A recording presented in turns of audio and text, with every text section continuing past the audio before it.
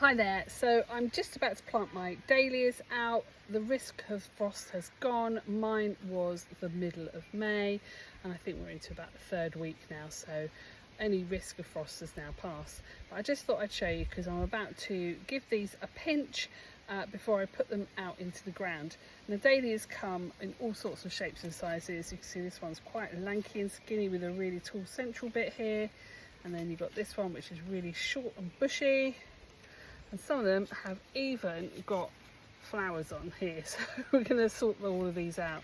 So if I just take this lanky one for starters, what I'm going to do is you've got your first set of leaves, and when I plant them into the ground, I'm going to make sure I plant up to that first set of leaves, just to make sure that it's nice and deep, so we don't get any wind rocking with the dahlia when it's out in the ground. And then I'm just going to go up. This one is particularly interesting. Normally I go up a bit further, but because we've got this lanky stem, I'm just going to take that out, pinch that out like that, and then what will happen is we will get branching happening from here, producing more flower stems.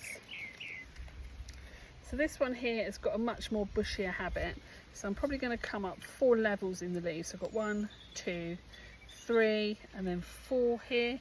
I'm just going to come in and just nip out that top bit like that, which now makes that a lot shorter. But then what will happen is the branching will start happening from here, and all of this will help just keep that plant in place. Now I wouldn't throw away any of the tips that you have cut off. Now I'm going to have quite a lot of these, but I don't know if you remember, we did a nettle fertiliser earlier in the year where I used sugar and nettles, and you can have a look back at that if you want to. I'm actually going to produce the dahlias its very own fertiliser, because all of this has got growth hormones in it, and if I can capture that growth hormone and then make a foliar feed, which is a foliar feed is when you spray the leaf with nutrients and it uptakes in the leaf. And the reason why you make foliar feeds is because nutrients get quicker into a plant through the leaf than being digested through the soil and into the roots and then into the plant. It's a lot slower. So a foliar feed is a really quick way to get nutrients in. So I'm going to take all of these and make myself a very specific dahlia feed, and then do that with the sugar because it will preserve it, and just use it all through the rest of the year, just spraying the dahlias, making sure they're as healthy as possible and putting on as many flowers as they can put out, which is a lot because they're dahlias and they're wonderful. So here I've got a really good example of apical dominance. So you've got this one big chunky stem that's going up, and then you'll just have one flower on it. So if we just cut that out here, shorten the plant up and then encourage it to branch, and you can already see it's trying to branch here and there, but it will take away the dominant part of trying to grow up to the sun and start making it branch out and send up more flowers. So this is just a really good example of what apical dominance is all about. So I've dug my hole and we've rotivated the whole row so the soil is nice and fluffy. So I've got my hole and I've got a bit of blood fishing bone which I'm just going to mix into the hole, and then I'm going to get my dahlia. It's got a nice root structure. Put that in. You can see I've planted that quite deep.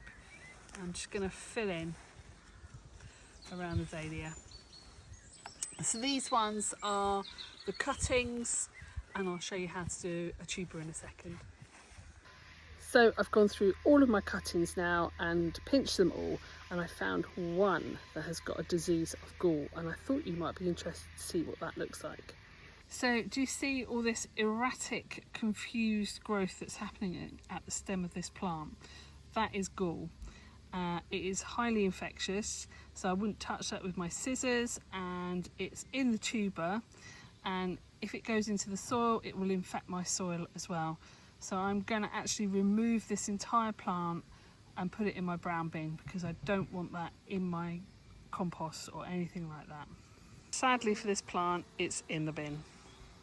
Luckily for me, I've done a few cuttings of that variety, so it's no real loss, and that's why you take cuttings in case you have like a diseased plant. And also with the soil, you won't want to plant a dahlia in that soil for a couple of years. What I tend to do is cover it over and then put another dahlia in a few years later and test it, and if it still has gall, then I won't plant in that spot ever again.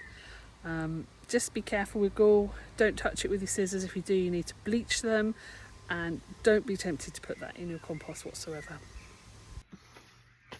So now I've got a tuber in a pot that I've grown on, that I started in those plastic bags, gosh, all the way back at the start of March, and you can see I've got a really nice healthy tuber here. I've got the name here.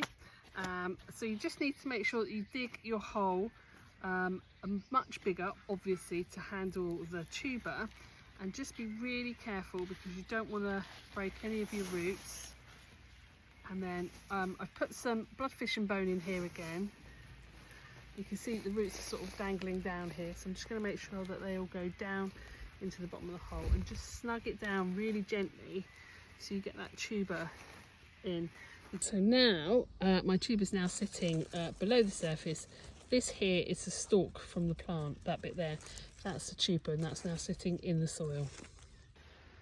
So I've got that one planted in now, and you can see here I've got rows and rows of cages. So these are something that I've made myself. They're basically just a bit of wire that has been cut and then made into a circle, just to sort of help support the dahlia as it grows up. I certainly can't afford to buy hundreds and hundreds of those lovely metal wire supports, and this is another way to support the plant. And you will not see any of this wire, because once these plants get really big you can't see the wire at all, because the plants have grown actually through them, which is what they're supposed to do to support them. So this is my dahlia patch. I've got 4 rows here, and you can see just how many are on here, and it goes all the way the length of all of this. Dead dog, it's a bit hot, and all the way up there. This bit's got to be done. We've just got a bit of a bindweed problem that's sort of taken hold the last few years, so we're dealing with that. But you can see I've already got some planted up here, and I'm coming down this row here. There's my cart coming down the row, and then I will come up here. This one's all done, this row, and then I'll finish off the 2 rows in the middle. So I hope you're out enjoying some of this lovely weather over the weekend and getting lots of plants out into the garden ready for a lovely summer show. I will see you again soon. Happy planting.